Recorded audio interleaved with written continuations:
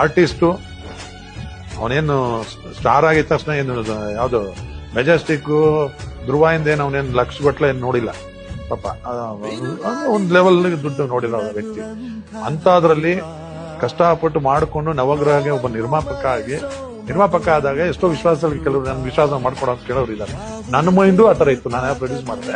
ಕೆಲವು ಆರ್ಟಿಸ್ಟ್ಗಳು ಸ್ವಲ್ಪ ಆರ್ಥಿಕ ಪರಿಸ್ಥಿತಿ ಚೆನ್ನಾಗಿರೋಣ, ಇದೊಂದು ಕ್ಯಾರೆಕ್ಟರ್ ಇವಾಗ ರಂಗಾಯಣ ಇರ್ಬೋದು, ನಮ್ಮ ರವಿಶಂಕರ್ ಇರ್ಬೋದು, ಯಾರೇ ಇರ್ಬೋದು, ಅವರೆಲ್ಲ ಲಕ್ಷ ಗಟ್ಟಲೆ ತಗೊಳ್ರೆ ನನಗೋಸ್ಕರ ಒಂದು ಎಷ್ಟು ಕಮ್ಮಿ ಮಾಡಿ ಅಂತ ಮಾತಾಡ್ಬೋದು. ನಾವು ಅದನ್ನಾರು ಕೇಳ್ತೀವಿ. ನಾವು ಫ್ರೀ ಕೇಳಿದ್ರೆ ಅಟ್ಲೀಸ್ಟ್ ಅದು ಕೇಳ್ತೀವಿ.